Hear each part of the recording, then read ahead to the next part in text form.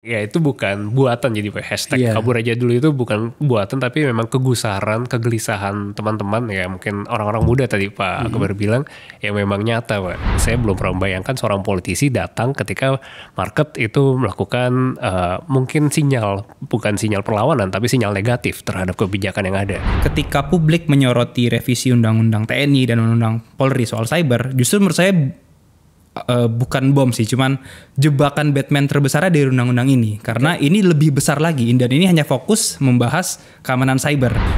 Kita harus secara objektif bilang, kita memang keamanan cyber kita itu masih sangat banyak masalah. Kita sampai saat ini belum punya Pak Badan Regulator AI. Sejauh ini yang menjadi terdepan itu Komdigi. Dulu pertanyaan besarnya kami kemudian, BSN seperti apa yang diinginkan oleh Pak Prabowo dengan menunjuk orang terdekatnya yang memiliki latar intelijen seperti ini gitu. Karena kan BSN ini harusnya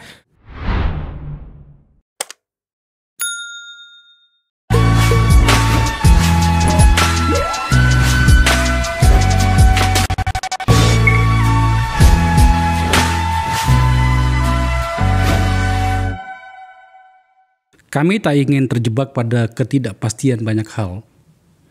Salah satu caranya adalah kami di forum ini, Akbar Faisal Uncensored,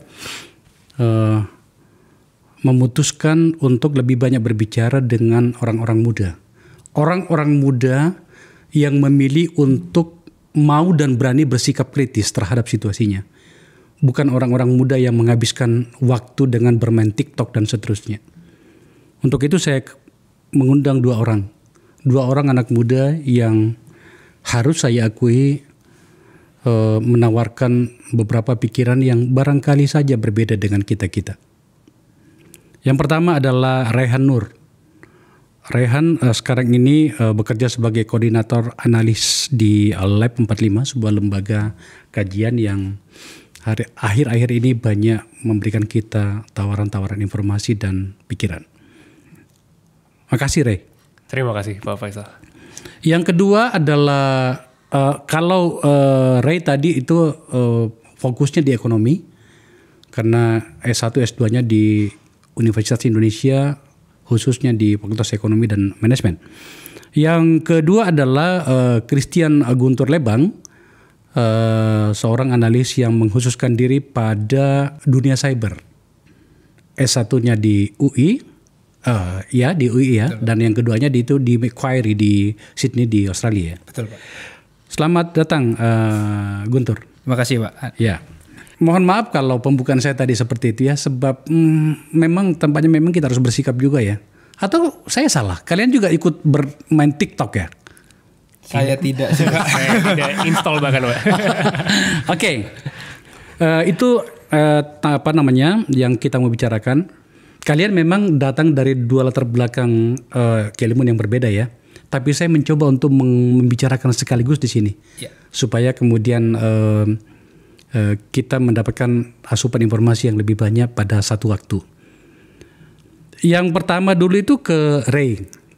Yeah. Ray,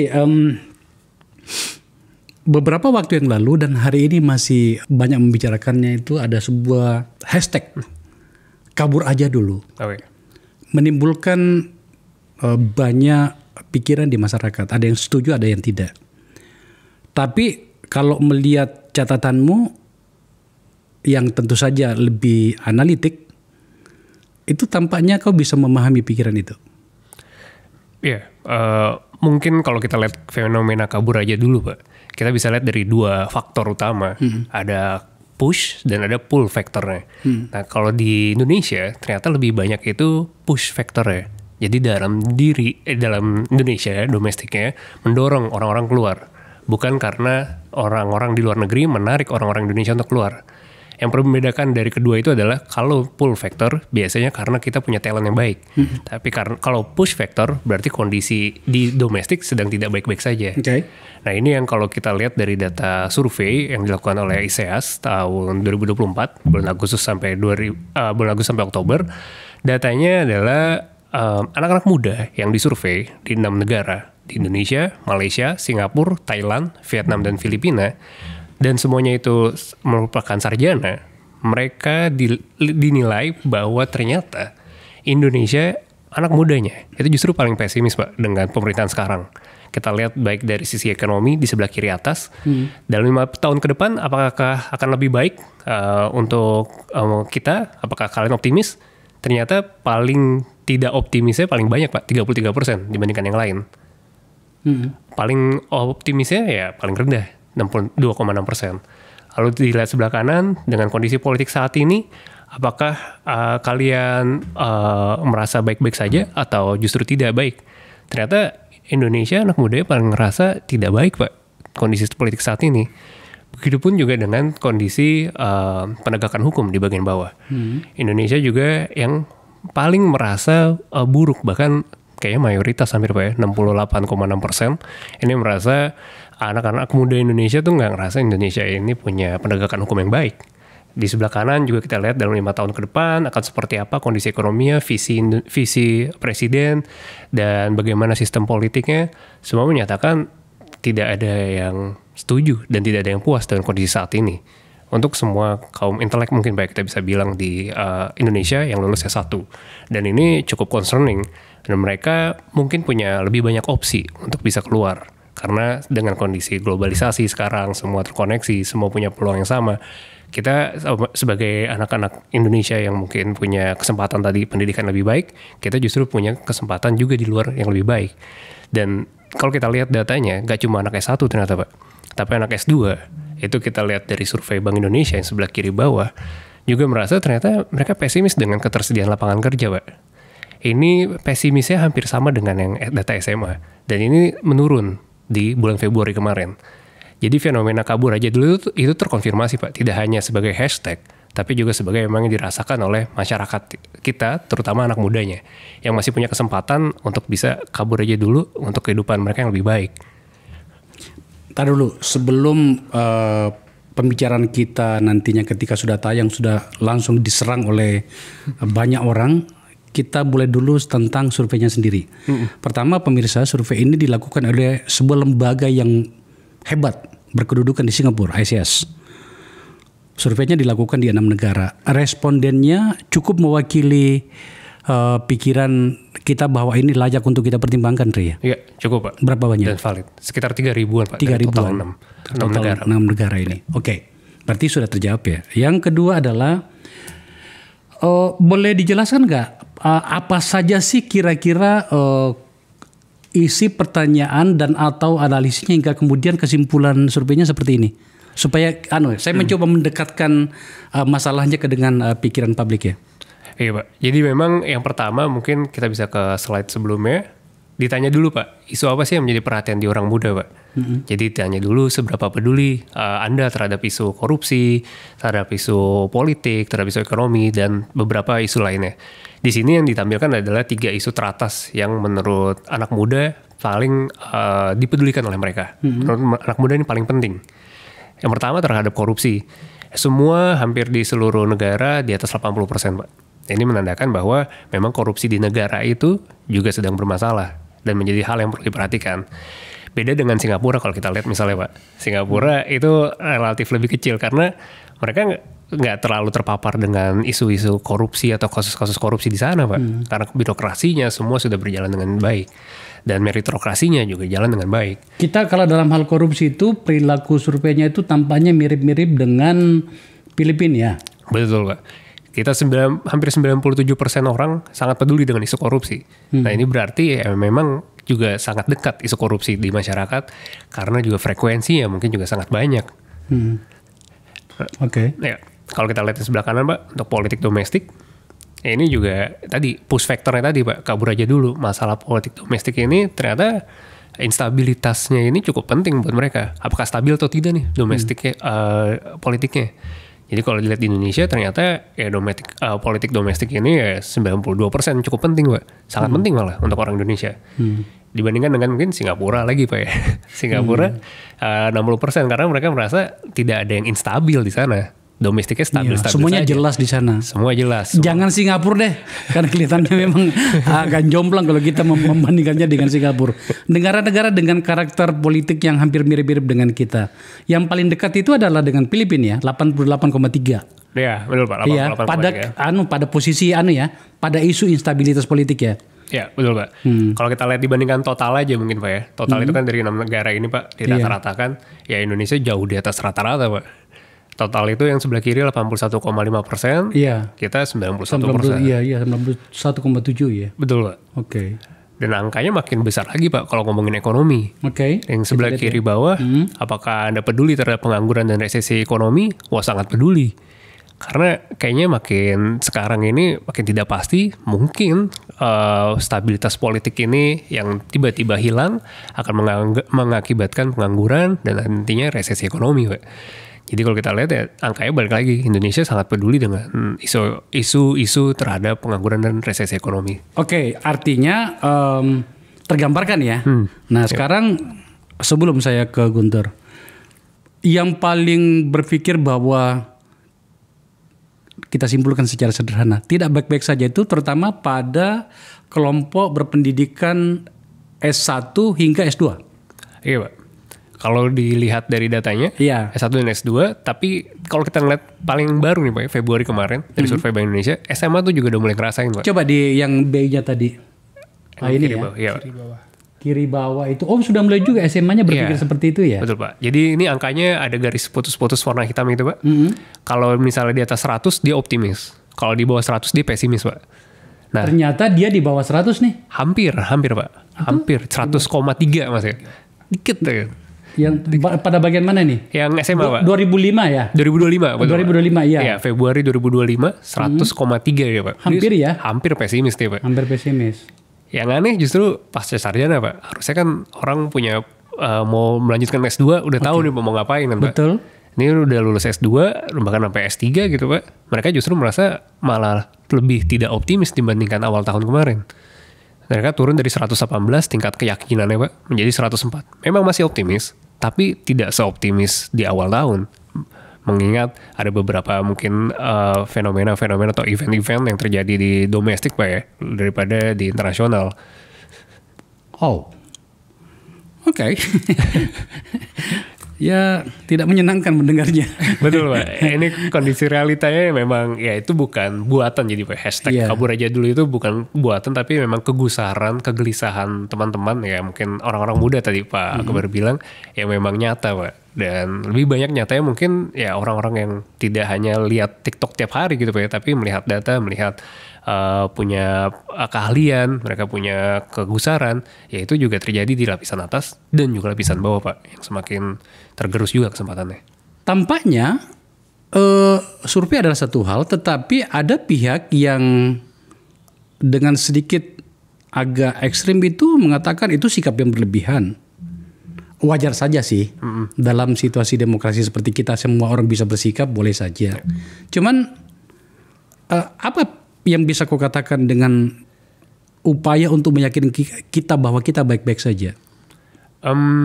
Kalau sekarang mungkin Pak ya, kita bisa lihat dari yang potret kabur aja dulu ini Pak ya. Memang kondisi kabur aja dulu itu tidak semerta-merta indah gitu Pak. Karena data yang kita punya, Indonesia ini masih mengirimkan orang-orang ke luar negeri untuk bekerja untuk pekerjaan yang mungkin kita bisa bilang pekerjaan kasar gitu Pak. Seperti pekerja asisten rumah tangga, atau perawat gitu yang membutuhkan. Atau kerja di bengkel, tukang las gitu ya. Betul Pak. Dan tingkat kalau misalnya kita bisa bilang apakah dia sesuai dengan edukasinya atau tidak, atau latar belakang pendidikannya atau tidak. Jadi ada istilah namanya over education. Jadi dia punya pendidikan atau kualifikasi pendidikan lebih tinggi daripada pekerjaannya. Nah ini lebih banyak yang over education Pak. Jadi lebih banyak yang di sana justru memang kesempatannya nggak sebanyak itu. Jadi mereka harus menurunkan standarnya. Nah jadi memang di luar sana pun ya nggak seindah itu sebenarnya Pak. Jadi potretnya adalah mungkin kita bisa lihat kabur aja dulu juga bukan menjadi solusi jangka pendek ataupun jangka panjang yang bisa kita yakinkan memang ini solusi untuk Atau kita. bahkan sebenarnya situasinya memang jauh lebih buruk sejak awal. Apa yang saya maksud adalah kualifikasi profesional lulusan-lulusan kita memang cukup mengkhawatirkan untuk memperebutkan lapangan pekerjaan di luar. Betul. Itu kan salah satu risiko juga yang harus kita timbang gitu ya. Betul Pak. Terutama kalau misalnya semua keluar gitu Pak, yang menolong atau mengkatrol yang di bawah itu siapa gitu kan Pak. Jadi mungkin kalau kita lihat India gitu Pak, India dulu bikin kabur aja dulu dengan cara semua harus punya sarjana teknik, semua harus jadi technician, engineer gitu Pak. Nah itu harapannya kan menjadi katrol Pak, mereka jadi lokomotif untuk kalangan itu yang bawahnya. saya maksud ya. Nah, itu memang sebenarnya harusnya bisa menjadi katrol untuk di Indonesia Pak. Tapi dengan kondisi sekarang ada deindustrialisasi dan kita sekarang mungkin berada di ketidakpastian yang sangat tinggi gitu Pak. Nggak hanya lokal tapi juga global. Jadi kita harus ngeliat sebenarnya kepastian pemerintah ini mau kemana untuk bisa kita ikuti bersama Pak. Jadi orang muda ini juga tahu, oh pemerintah mau tujuannya ke sini, caranya ini. Kita jadi bisa tahu gitu Pak. Sekarang ini yang menurut saya kurang dari pemerintah adalah komunikasi kebijakannya itu kurang jelas mau kemananya. Harusnya ada objektif dulu. Karena kita tidak bisa lagi melihat orang Indonesia ataupun konstituen gitu Pak secara politik ya hanya menerima saja janji-janji kampanye. Tapi mereka juga sudah bisa berpikir, kemarin-kemarin saya juga udah dijanjiin 20 kali atau 5 kali pemilu, termasuk pilkada gitu. Ya semua nggak ada janjinya. Ya, mereka secara logika dan rasional juga udah bisa berpikir, ya ini mau kemana gitu, mau ngapain tuh. Yang di atas, selain punya latar pendidikan lebih tinggi, mereka lebih rasional lagi kan Pak. Bagaimana kita bisa bekerja, misalnya kita mau jadi engineer atau Guntur tadi kuliah di siber gitu Pak, di luar. Tapi di sini sibernya ya segitu-segitu aja industrinya Pak, tidak bisa berkembang. Jadinya ada mismatch kan Pak. Nah mismatch ini yang mungkin perlu disadari oleh pemerintah dan harus dijelaskan benar-benar. Komunikasi ini sangat penting. Karena kalau tidak ada komunikasi ya tidak bisa ditangkap juga pesan yang ingin disampaikan Pak. Kalau begitu saya pindah ke Guntur. Tadi sudah menyebut cyber. Guntur, ilmumu itu sekarang ini harus mulai kau suarakan dan seluruh orang-orang yang menguasai ini. Kenapa? Tidak banyak yang paham bahwa sebenarnya sedang berlangsung sebuah pertarungan di ruang kebijakan di mana itu akan mengatur kita. Mengatur sih masih mending ya bahasanya ya. Mungkin lebih ekstrim dari situ. Kalau salah, kita bisa gunakan kata menjebak kita loh, ya kan? Tentang bagaimana dunia cyber kita itu sedang dikelola. Dan dalam waktu dekat ini, tidak banyak yang paham, ternyata sedang digodok sebuah rancangan undang-undang tentang itu. Iya. Namanya Undang-Undang Keamanan Cyber. Keamanan dan Ketahanan Cyber. Keamanan dan Ketahanan Cyber. Saya yakin betul bahwa salah satu bagian yang ketidakpastian tadi yang tadi dibahas oleh Ray itu salah satunya nantinya itu akan related dengan apa ilmumu itu tentang cyber itu. Lebih baik kau jelaskan kepada kita apa yang sedang terjadi dengan kebijakan dan dunia cyber kita. Iya, kita mungkin terakhir yang paling ramai orang ketika direvisi Undang-Undang TNI Pak ya, itu ada OMSP Cyber. Di situ banyak publik kemudian ini jangan-jangan cybernya mau digunakan untuk misalnya mengekang aktivis politik atau menyasar kritik pemerintah gitu. Dan di saat bersamaan kita juga sedang mengikuti ada proses revisi Undang-Undang Polri gitu Pak. Yang mana kalau berdasarkan draft tahun lalu itu Polri meminta kewenangan tambahan di ruang siber termasuk memutus akses. Ini seperti kalau Pak Akbar ingat waktu kerusuhan di Papua, Polri memutus, pemerintah waktu itu memutus akses internet, tapi kemudian diputuskan melanggar oleh Pengadilan Jakarta Selatan itu melanggar aturan, tidak boleh aturan itu.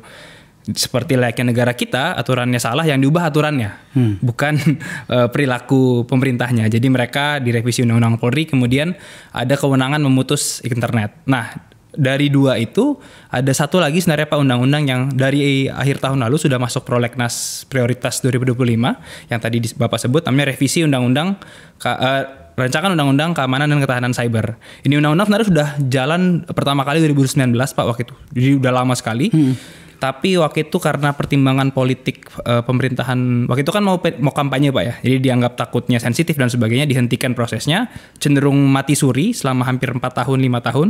Akhir tahun lalu tiba-tiba masuk ke dalam prolegnas. Nah di bulan ini tahapan yang saya sudah ikuti, mereka dalam tahapan namanya PAK Pak. Jadi antar kementerian, antar lembaga sedang diskusi terkait revisi terkait RUU ini. Nah, kenapa ini menjadi penting? Karena ketika publik menyoroti revisi Undang-Undang TNI dan Undang-Undang Polri soal cyber, justru menurut saya bukan bom sih, cuman jebakan Batman terbesar dari undang-undang ini. Karena ini lebih besar lagi, dan ini hanya fokus membahas keamanan cyber. Keamanan cyber itu apa? Semua hal yang dianggap terhubung dengan internet jadi ruang cyber. Jadi kan sebenarnya hampir mungkin 80% kehidupan kita sekarang sudah dikendalikan oleh internet. Betul Pak. Sehingga kemudian muncul pertanyaan, ini undang-undang ini mau seperti apa sih diurusnya? Karena kita juga harus jujur, kita memiliki banyak masalah di bidang cyber kan. Mungkin Pak Akbar ingat tahun lalu kita ada kebocoran Pusat Data Nasional yang bikin pelayanan publik sangat terganggu. Beberapa tahun lalu juga ada kebocoran data Bjorka yang akhirnya kita respon dengan Undang-Undang Data Pribadi. Jadi kita harus secara objektif bilang kita memang keamanan siber kita itu masih sangat banyak masalah. Bahkan kalau yang terbaru, kalau nanti Pak Akbar dan pendengar yang melihat, kita tuh baru ada satu perusahaan kripto di Indonesia yang baru saja dihack oleh hacker dari Korea Utara.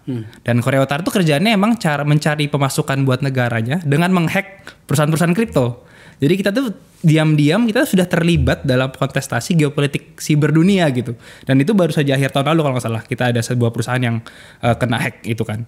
Nah, pertanyaan besar apakah apakah RUU ini akan menjawab sekian banyak kebolongan di dalam atau problem yang ada? Iya. Bacaan awalnya kayaknya enggak Pak, malah menimbulkan ketakutan BSSN sebagai badan koordinator urusan cyber di Indonesia itu seperti diberikan banyak wewenang baru yang sebenarnya sudah ada pengampunya di Indonesia. Misal, jadi kalau kami mendapatkan draftnya Pak yang beredar di bulan Februari lalu minimal ada 3 role baru, otoritas baru yang akan diberikan ke BSSN. Pertama itu penapisan konten Pak, simpelnya yang bisa menentukan konten mana yang harusnya tidak boleh tayang, yang harus di take down gitu. Selama ini tugas Komdigi. Jadi bahkan misalnya polisi pun misalnya merasa ini melanggar KUHP misalnya, itu harus normalnya requestnya via Komdigi yang menyampaikan ke platformnya, karena itu bagian dari Undang-Undang ITE dan peraturan turunannya kan.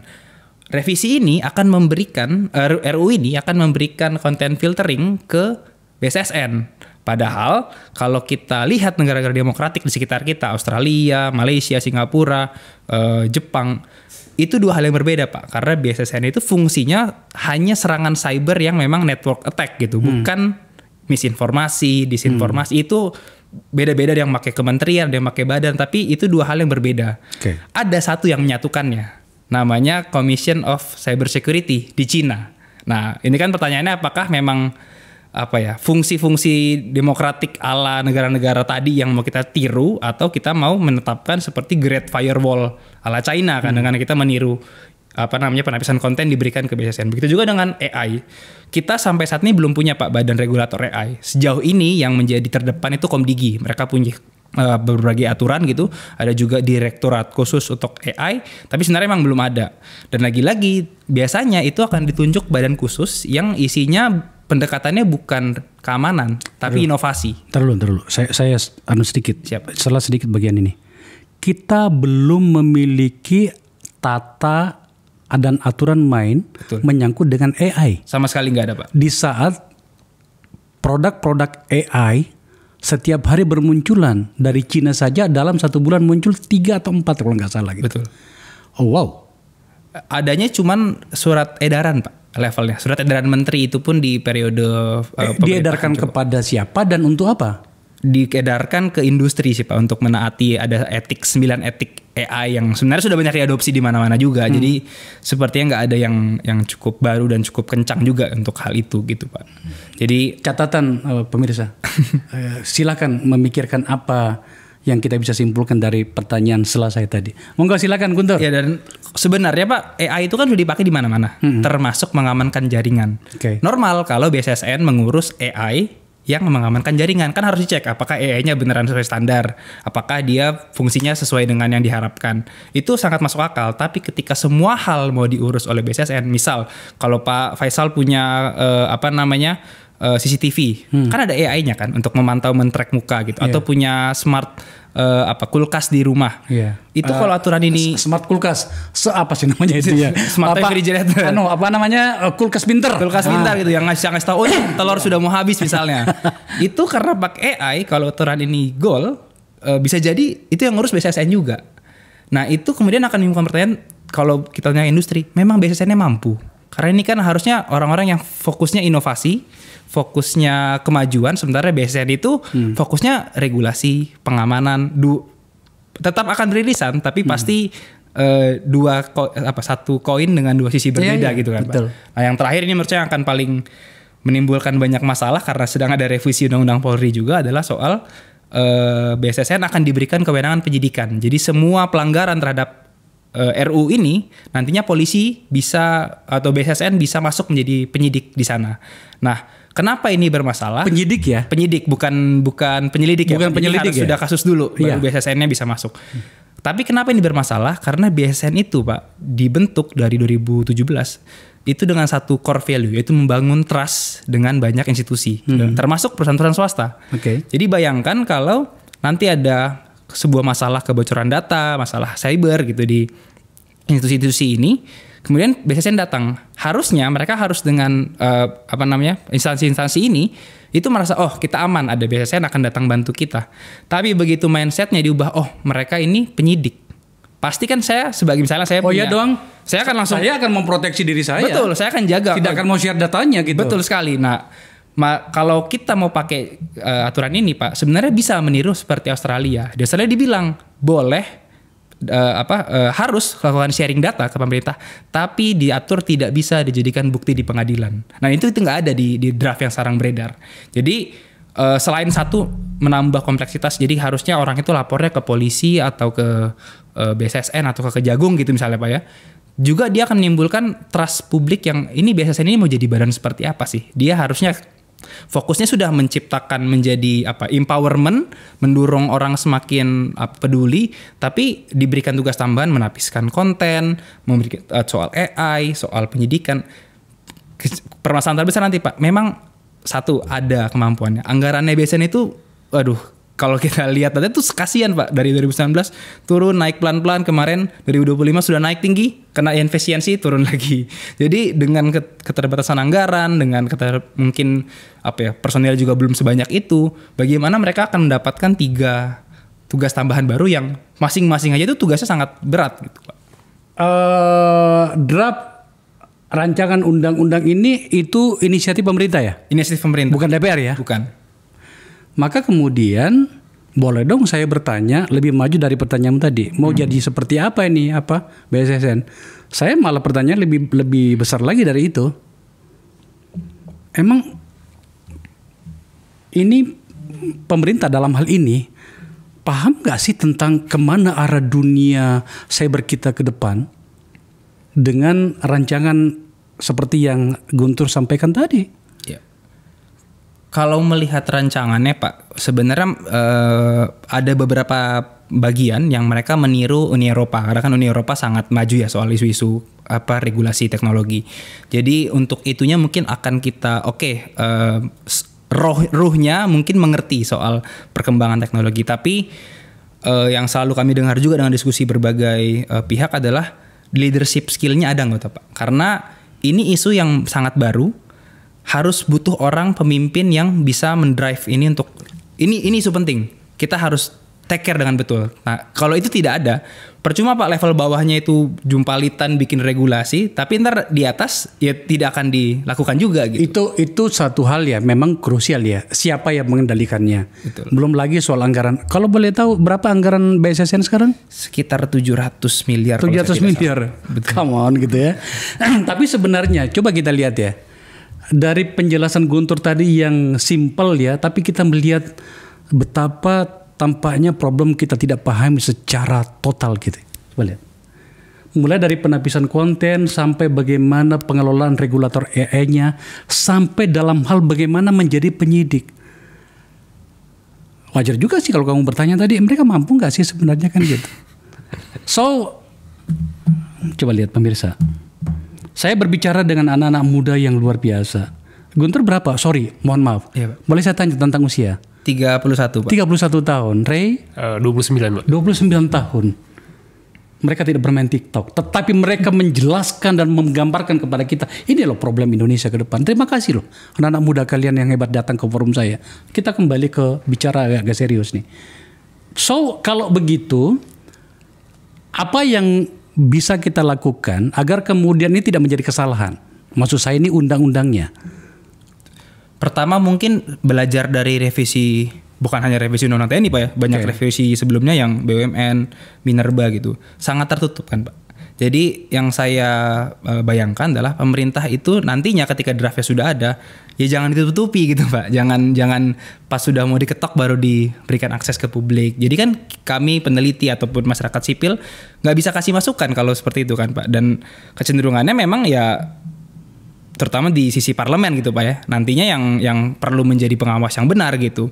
Nah keterbukaan nilai sebenarnya paling dicari oleh banyak orang. Jadi bukan hanya peneliti kayak saya atau masyarakat sipil, karena siber ini sangat berhubungan dengan industri. Industri pun penasaran Pak kadang-kadang. Ini dokumen ini Pak kami temukan itu di leak di website lah Pak. Jadi bukan secara resmi diedarkan untuk orang mendapatkan masukan, tapi ya sudah leak ke publik sehingga bisa diakses oleh banyak perusahaan dari luar negeri juga gitu. Dan mereka bertanya, ini dokumen kapan dibuatnya, tiba-tiba sudah ada aja gitu kan. Jadi mungkin yang paling penting dan tadi bersambung dengan Rehan adalah keterbukaan dan komunikasinya Pak. Jangan kritik itu dianggap sebagai, ya kita sering dengar sekarang apa antek asing lah. Jadi mengecilkan dan mengedirkan sepertinya masukan yang sebenarnya semua orang juga mau pemerintah bagus kan. Kita bagaimanapun nggak mau lah pemerintah kita sembarangan gitu. Harus saya akui lah, terutama di akhir-akhir ini ada beberapa undang-undang yang kita juga kaget. Saya pernah di DPR ya 10 tahun. Bahas dan mengegolkan banyak undang-undang. Ada undang-undang yang bagus, tapi ada juga undang-undang yang brengsek di masa saya gitu kan. Tapi mau apa lagi? Saya gunakan kata brengsek loh. Saya catat. Salah satunya adalah undang-undang tentang dinasti. Kami bikin bagus-bagus, sempurna waktu itu. Tapi kemudian dibuat brengsek ketika ditorpedo di Mahkamah Konstitusi. Inilah kita hari ini. Saya mohon maaf menggunakan kata itu. Tapi sejujurnya saya masih dongkol. Kembali ke soal bagaimana proses. Ada banyak. Ya, tadi undang-undang TNI. Undang-undang TNI kan sekarang ini sudah ada di meja presiden ya? Iya, sudah diketok oleh DPR, sudah dikirim ke presiden seharusnya. 30 hari waktu untuk presiden untuk tanda tangan, kalau enggak dia akan sah menjadi. Per tanggal berapa ya? 25 Maret kalau 25 Maret. Berarti hari ini kita ngambil gambar tanggal 8, maka kemudian kurang dari 3 minggu kalau Pak Presiden tidak tanda tangan maka itu langsung berlaku. Betul. Oke. Coba kembali ke yang tadi, yang 3 kotak tadi. Nah, kita masih bicara tentang cyber ya. Ntar Rehan ya, saya akan hubungkan nanti di ujungnya. Saya melihatnya tampaknya akan ada masalah nanti dalam hal ketika mau diundangkan itu menyangkut kewenangan siapa. Betul Pak. Polri saya rasa akan punya argumen. Kejaksaan pun akan punya argumen tentang itu. Saya bahkan pernah membuat sebuah Twitter ya. Masing-masing ingin memperlebar kewenangan. Betul. Dan itu memang yang tadi Pak, kalau ngelihat undang-undang dari revisi undang-undang TNI, kita sekarang ada revisi KUHAP, undang-undang Polri sampai sini, kita melihat ada semacam tren masing-masing agensi itu seperti ingin menambah kewenangannya. Itu dia. Dan tadi di satu titik orang akan bingung gitu, publik ini sebenarnya tugas siapa? Kedua pun nanti apakah dengan makin bertumpuknya koordinasi, orang ini akan efektif nggak sih orang kerja gitu kan masalah kita selalu masalah koordinasi aja biasanya negara ini kan Pak. Jadi nanti penyidikan ada 3 institusi, ketika ngurusin ranah pemutusan internet ada Polri, ada Komdigi misalnya. Ini nanti efektifnya di mana, dan paling penting nanti Pak adalah accountability. Ketika ada kesalahan, siapa yang akan disalahkan gitu misalnya. Ketika prosesnya sangat menumpuk seperti itu. Dan sebenarnya nanti jawabannya ujung-ujungnya kalau leadershipnya benar, harusnya ini akan benang kusutnya akan lurus dengan sendirinya. Permasalahan tadi kan sudah disebut juga oleh Rehan. Publik tidak merasa sekarang arah politik domestik kita menunjukkan good governance, accountability atau clear dalam penyampaian pesan itu kan sepertinya saling salib ya Pak antar orang di kementerian. Tadi dulu, 2 kali kok Rehan menyebut soal tentang kepemimpinan, accountability dalam hal leadershipnya itu. Ini nih Twitter saya nih. Berlomba memperbesar kewenangan, berebutan melebarkan kekuasaan via undang-undang. Objeknya adalah rakyat dan dilarang bersikap. Alasannya itu hasil kesepakatan pemerintah dan DPR yang adalah wakil kalian wahai para rakyat. Maka mulailah cerdas memilih pada 2029. Dimulai dengan berhenti jadi pengemis bansos. Ini saya tweet pada tanggal 24 Maret nih. Ya, hampir bersamaan dengan selesainya undang-undang itu. Itu satu hal ya. Tapi saya ingin menggambarkan, tadi kan kita bicara tentang bagaimana proses hak lahirnya sebuah undang-undang. Kembali pada yang tadi. Kira-kira kapan sih ini sudah masuk ya, sudah dibahas ya?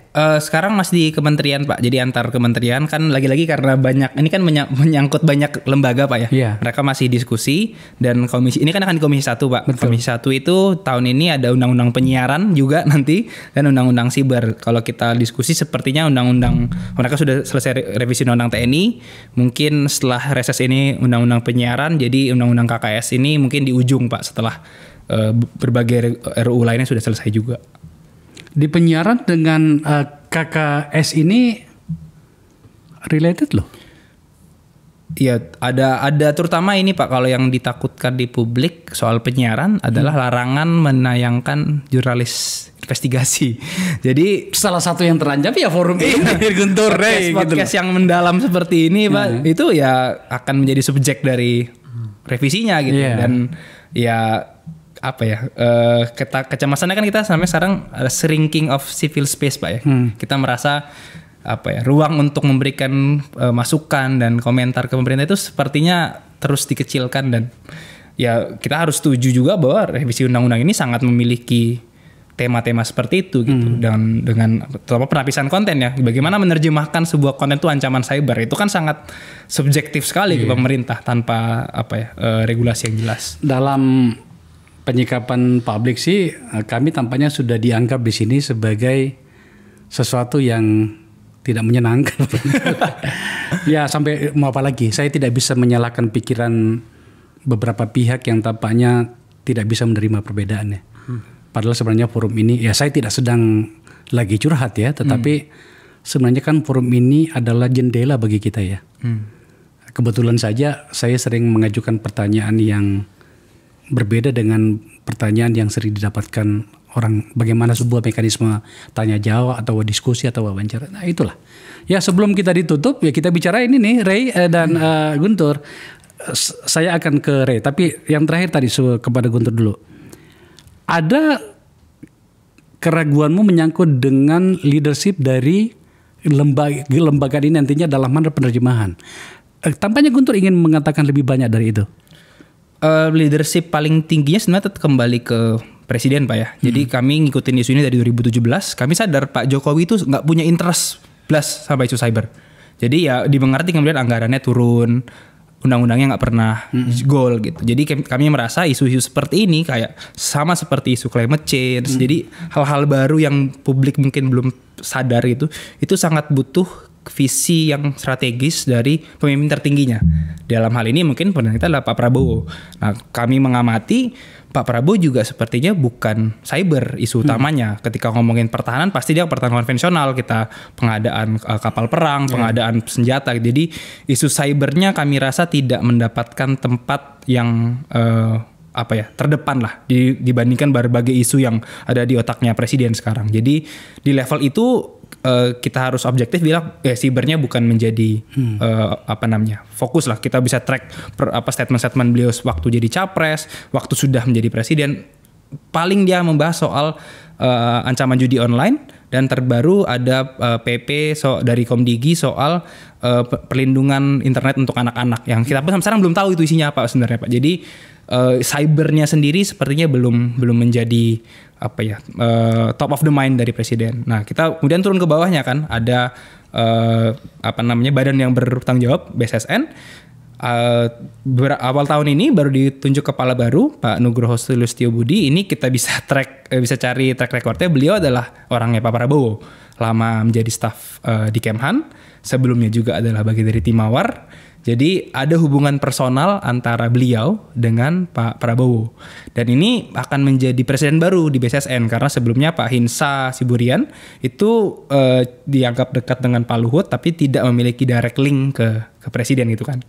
Beda dengan Pak Nugroho. Jadi dulu pertanyaan besarnya kami kemudian BSSN seperti apa yang diinginkan oleh Pak Prabowo dengan menunjuk orang terdekatnya yang memiliki latar intelijen seperti ini gitu. Karena kan BSSN ini harusnya lebih membangun trust tadi Pak ya. Jadi ketika nanti lebih menonjol kemampuan intelijennya, pertanyaan terbesarnya apakah mampu meyakinkan partner-partner utamanya yaitu perusahaan-perusahaan swasta atau teman dari luar negeri gitu untuk kerjasama dengan BSSN. Karena kalau nanti ada undang-undangnya terbit, kemudian tone-nya lebih ke menjadi institusi intelijen gitu. Saya rasa jangankan publik gitu, perusahaan-perusahaan lain, perusahaan-perusahaan besar dari luar pun akan segan mendekati BSSN. Jadi kita tentu Pak Nugroho itu baru 1-2 bulan ya. Kita tidak bisa menjudge-nya sekarang, tapi kalau saya bisa memberikan pesan mungkin adalah BSSN itu dibangun berdasarkan trust dengan berbagai sektor. Karena kita harus sadar, siber itu bukan hanya milik pemerintah. Bahkan pemerintah itu bisa dibilang yang terbelakang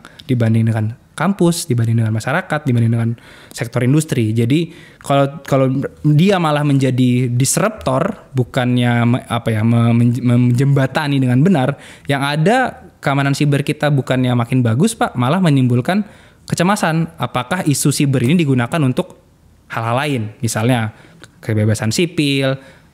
Ya kita sudah sering dengar lah soal bagaimana ada aktivis tiba-tiba HP-nya diretas. Nah yang seperti itu yang kita jangan sampai itu yang menjadi tone dari BSSN ke depannya. Itu yang harus benar-benar kita jaga. Saya akan bicara soal ini nanti pada bagian akhir. Jadi berat pikiran saya. Oke, Ray. Ya, Pak. Saya sedang mencoba menautkan dua isu yang berbeda meskipun kita bisa menautkannya ya. Ray bicara tentang ekonomi, kemudian Guntur bicara tentang cyber. Hari-hari ini kita tidak bisa mengatakan ini adalah dua yang berbeda. Katakanlah tadi Guntur bicara tentang kepercayaan. Oke. Dan tidak ke ekonomi itu pondasi utamanya adalah kepercayaan. Trust kan gitu ya. So, dari sini kemudian dibawa dalam situasi kita hari ini, Ray. Saya harus fair lah juga di sini bahwa pemerintah tampaknya sedang berupaya semaksimal mungkin menjahit seluruh problem yang ada dan tidak hanya dari domestik, di luar. Kemarin Trump mengeluarkan paket kebijakan pajak impor yang membuat dunia menjadi demam gitu ya. Terutama beberapa negara yang merasa mampu untuk berhadapan-hadapan dengan Amerika. Katakanlah China melawan, sikap yang lebih ekstrim malah dilakukan oleh Kanada. Berbeda misalnya dengan Vietnam yang memilih karena dia pikir bahwa berbahaya sekali kalau kemudian dia berhadapan-hadapan dengan Amerika. Kita sedang kalau mendengarkan pernyataan Presiden telah menugaskan Kemenko Perekonomian untuk melakukan negosiasi dengan pihak Trump atau pemerintah Amerika. Itu satu masalah gitu ya. Tapi kalau kemudian kita bawa dalam sebuah narasi yang lebih moderat agar kemudian publik kita paham apa yang sedang terjadi, setidaknya dari kacamata seorang anak muda seperti kalian, apa yang bisa Anda sampaikan kepada kita? Ya Pak, mungkin usaha atau upaya itu juga butuh proses Pak ya dari pemerintah untuk melakukan konsolidasi birokrasi mungkin sudah coba dilakukan kemarin dengan membentuk kabinet segala macam. Konsolidasi politik juga sudah coba dilakukan, bahkan konsolidasi ekonomi juga sudah coba dilakukan Pak dengan mengundang 9 Taipan ketemu dengan Pak Prabowo. Lalu juga ada Danantara kemarin kita coba untuk mengkoneksikan antara lokal dengan internasional, dengan dewan pengawasnya ada dari Ray Dalio ya dan beberapa ada nama-nama besar lainnya. Ya, nama-nama besar lainnya. Tapi itu semua tidak bisa dilihat hasilnya saja gitu Pak, outputnya saja, tapi prosesnya justru yang lebih penting ya kan Pak. Proses ini dimulai dari objektif dari awalnya mau seperti apa, dan pada akhirnya juga akan terlihat kalau misalnya prosesnya tidak baik, outputnya juga tidak baik. Mungkin kita bisa ambil contoh Danantara nih Pak ya. Danantara ini yang mungkin menjadi trigger kemarin saham kita bisa sampai turun, bahkan sampai mungkin pertama kalinya di kehidupan saya Pak, saya baru ngeliat politisi itu datang ke ke bursa dan mengatakan oh ya tidak apa-apa bursa. Itu menarik sekali Pak, itu situasi fenomena yang sangat menarik karena saya belum pernah membayangkan seorang politisi datang ketika market itu melakukan mungkin sinyal, bukan sinyal perlawanan tapi sinyal negatif terhadap kebijakan yang ada, respons yang negatif. Nah ini konsolidasi yang coba dilakukan kayaknya belum bisa memikirkan bagaimana tata kelola pemerintahan itu seharusnya berjalan gitu Pak. Karena Danantara sendiri kita nggak tahu tadinya efisiensi di awal, efisiensi mau kemana. Efisiensi kita bingung semua, analis semua bingung. Ini efisiensi 250 triliun itu mau kemana? Ternyata jadi 750 triliun. Ternyata dibuat untuk makan bergizi gratis dan buat Danantara. Semua sebenarnya bagus Pak tujuan Pak Prabowo. Makan bergizi gratis oke lah kita setuju. Semua harus bisa dibantu, tapi mungkin nggak semua orang harus bisa dibantu karena ada orang yang bisa makan bergizi lebih bagus, malah lebih bergizi dibandingkan di sekolah yang didapatkan. Itu semua tujuannya baik, tapi eksekusinya Pak, implementasinya mulai dari tadi proses undang-undangnya, regulasinya, komunikasinya dan implementasi ke bawahnya itu yang menjadi pertanyaan lebih lanjut Pak. Yang dimana Danantara kalau kita tadi balik lagi, Danantara di awal udah bikin sinyal buruk dan sekarang sudah ada pengurusnya segala macam, tetap masih ada sinyal buruk juga Pak. Di Dewan Pengawas contohnya ada dari Thailand, pejabat politik dari Thailand yang justru punya masalah kasus di sana. Dan itu kan bukan menjadi suatu indikasi baik bahwa Danantara ini akan dikelola dan diawasi oleh orang yang baik pula. Jadi kepentingan antara objektif sampai nanti ke outputnya ini harus setara dan harus konsisten Pak. Yang nggak bisa tiba-tiba A harus jadi gitu Pak. Itu yang mungkin selama ini kalau tujuannya baik ya akan jadi baik hasilnya. Mungkin bayangannya seperti itu Pak, tapi kan nggak bisa. Semua harus ada proses ya, apalagi ketika mengelola negara. Ketika ada tujuan visinya A, oke, memang A itu baik ya, semua nggak ada yang mau negara lebih buruk kan Pak. Tapi prosesnya itu yang paling penting. Orang-orang di sekitar Pak Prabowo yang bisa mewujudkan visi itu, ya itu yang harus benar-benar berkeyakinan tidak hanya melakukan apa yang diperintahkan oleh Pak Presiden, tapi juga bisa melakukan feedback kepada Pak Presiden tentang apa yang terjadi di lapangan, yang dihadapi di lapangan, dan implementasi sehingga semuanya ini menjadi kebaikan untuk bersama Pak. Ada satu yang sebenarnya banyak orang pertanyakan, mungkin juga saya mohon maaf, mungkin ini cara pandang tradisional ya, melihat bagaimana perilaku kekuasaan dalam hal pengelolaan isu-isu yang berhubungan dengan ekonomi. Lagi-lagi saya katakan, karena kan bertahun-tahun kita itu, terutama pada usia seperti saya ya, dulu di masa Pak Harto, Orde Baru, kan jelas tuh siapa backbone kewenangan berbicara dan atau mengeluarkan sebuah kebijakan tentang ekonomi misalnya. Dulu itu kan ada dua kalau saya nggak salah itu dulu, Menteri Keuangan dan Bappenas. Oke. Sekarang ini saya nggak tahu di mana yang harus kita jadikan backbone untuk informasinya gitu ya, atau sumber informasinya. Pada Danantara misalnya, hampir kita tidak melihat keterlibatan Menteri Keuangan di situ. Betul. Mungkin juga memang bukan bidangnya, tapi kan setidaknya kita tidak lihat itu ada koordinasi di situ. Atau mungkin saya yang keliru. Karena itu menjadi kewenangannya BUMN bersama dengan beberapa kelompok pengusaha lagi. Terus ada yang namanya Satgas. Kemudian Dewan Ekonomi Nasional. Macam-macam lah gitu. Maka kemudian saya yang tidak ngerti ekonomi agak kesulitan merangkai puzzle-nya, pasal-pasal ini yang mana yang harus kita dengarkan. Sebab kadang-kadang bahkan antara satu pernyataan dengan pernyataan yang lain itu berbeda. Kalau berbeda sih masih mending ya. Kalau tabrakan gitu ya. So coba berikan pemahaman kepada setidaknya saya yang tidak paham ekonomi secara detail ini. Apakah wajar pertanyaan dan atau pikiran seperti yang saya sampaikan ini? Ya sebenarnya wajar sih Pak, karena memang ekonomi itu ya walaupun kita memakai data-data historis biasanya Pak ya, untuk melakukan proyeksi gitu, tapi kalau kita ngomongin kebijakan ya memang harus dimulai dari perencanaan Pak. Perencanaan ini ya memang sudah harus clear. Kita kemarin baru keluar RPJMN gitu Pak ya, tapi detail dari RPJMN ini ya masih belum clear juga mau seperti apa.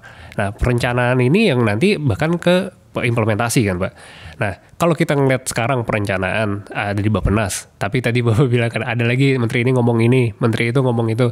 Nah ketidaksinambung atau sinkronan antara menteri ini ya karena mungkin dari perencanaannya juga belum ada Pak. Saya ambil contoh mungkin tentang gas LPG Pak. Gas LPG itu sudah dari 2-3 tahun yang lalu harus dilakukan untuk pembatasan pembelian gas LPG yang tidak boleh langsung ke agen-agen. Nah ini sudah ada sebenarnya kajian kebijakannya dan komunikasi kebijakannya juga sudah ada setahun terakhir. Itu tujuannya sangat baik Pak, karena memang banyak sekali di situ ladang-ladang korupsi lah untuk gas LPG. Tapi kalau kita lihat ketika implementasinya itu benar-benar sangat-sangat gagal gitu, sangat-sangat hancur lah Pak, jauh dari tujuan baiknya tadi. Jadi perencanaan yang ada itu memang tidak harus dari presiden semua ya Pak, tapi ya harus dari sekeliling presiden yang merunutkan lagi perencanaannya seperti apa, mendetailkan lagi sehingga implementasinya tadi kita bolak-balik berbicara ya masalah komunikasinya lagi Pak. Karena kalau komunikasinya nggak jelas ya mungkin rencananya juga nggak jelas gitu Pak. Rencananya berubah-berubah gitu. Ray, thank you ya. Yo. Saya ke Guntur. Satu pertanyaan terakhir buatmu. Menyangkut dengan cyber. Tampaknya negara, tentu saja kita bicara tentang lembaga-lembaga dan otoritas yang ada di dalamnya mengurusin cyber ya maksud saya. Tampaknya memahami cyber itu sebagai sesuatu yang sangat menakutkan dan kemudian harus diperlakukan tetapi dengan cara masa lalu. Memang menakutkan cyber itu kalau salah kita mengatasinya, salah kita meresponnya. Oke? Tetapi kan setidaknya saya yang ya mengelola podcast kecil-kecilan seperti ini, di pikiran saya adalah kita meresponnya dengan cara masa depan pula. Tidak dengan membuat tata aturan di mana seakan-akan bahwa pada saatnya kita akan mampu mengendalikan ini dengan cara-cara masa lalu pula. Katakanlah tadi seperti di Papua itu diputus segala macam. Bagaimana bisa? Apa tanggapan Guntur menyangkut dengan ini?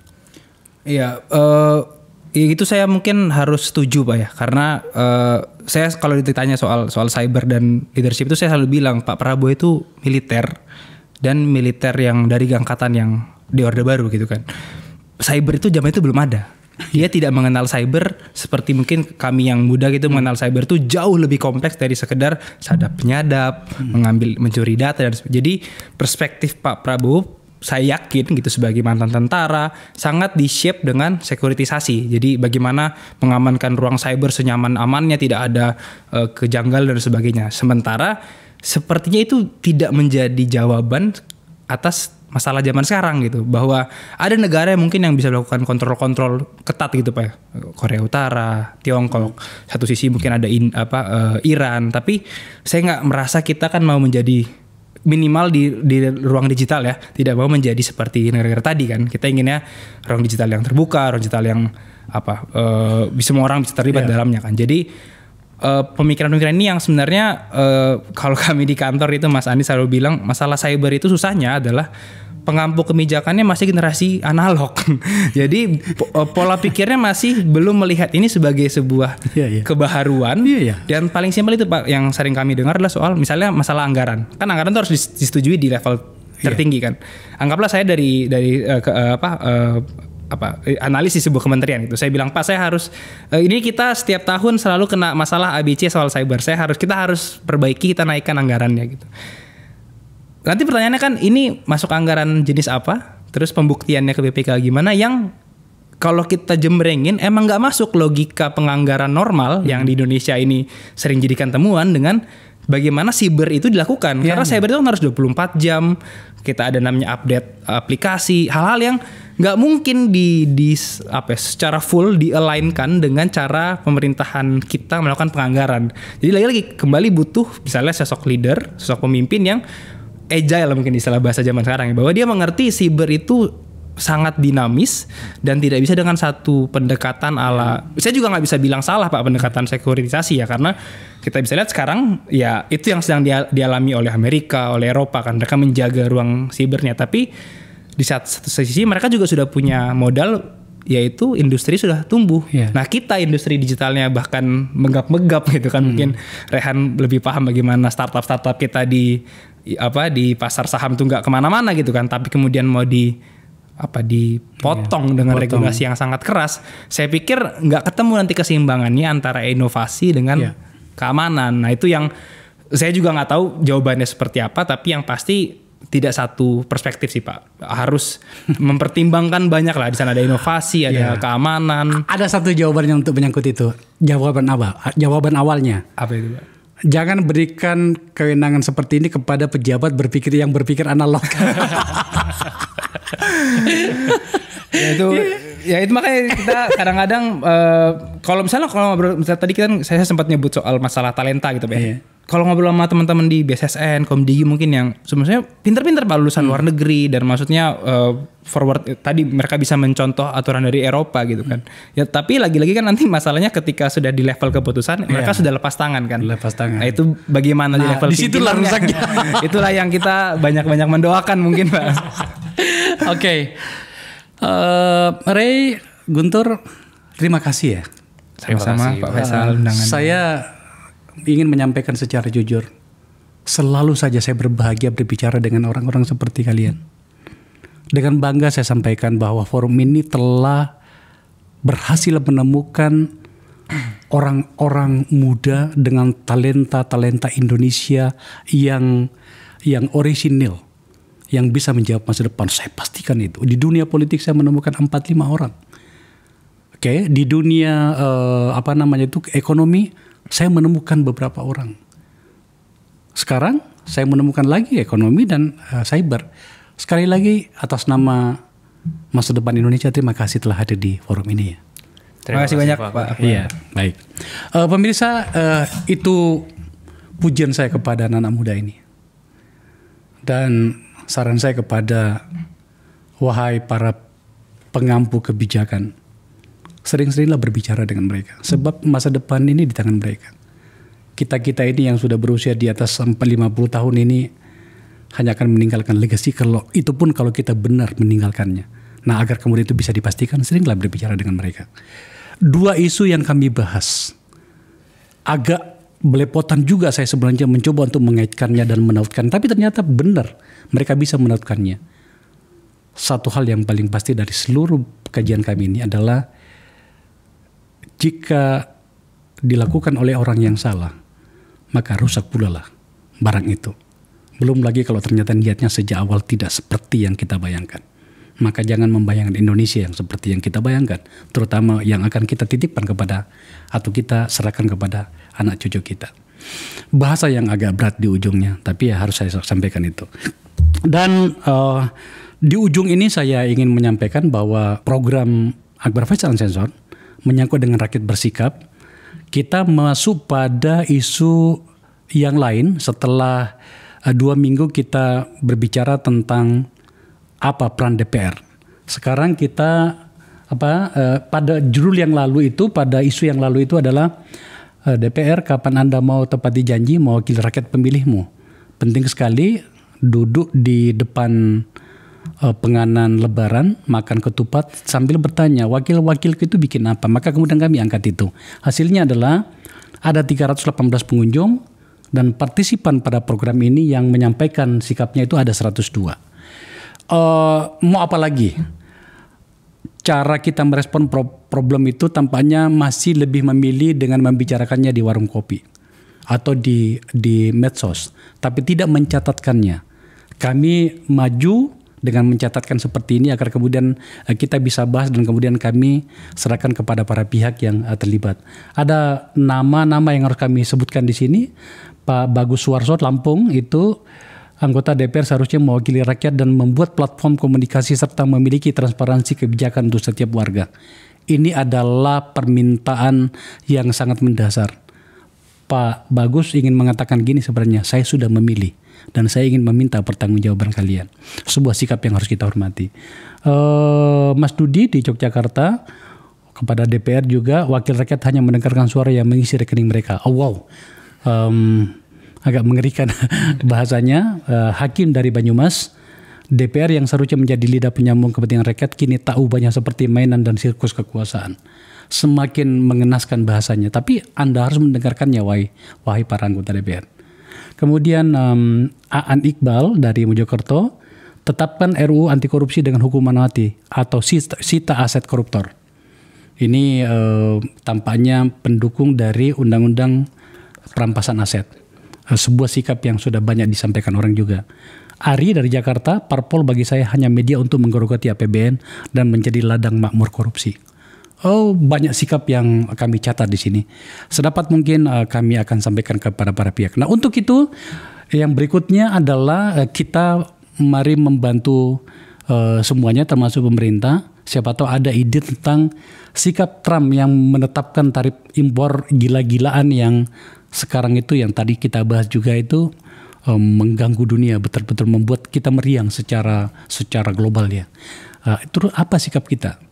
Seperti yang saya sampaikan tadi, China melawan, Kanada melawan, Uni Eropa melawan, tetapi sikap yang moderat diambil oleh Vietnam. Alasannya adalah berbahaya sekali kalau kemudian mereka melawan. Sebab nomor satu ekspor mereka itu memang ke Amerika.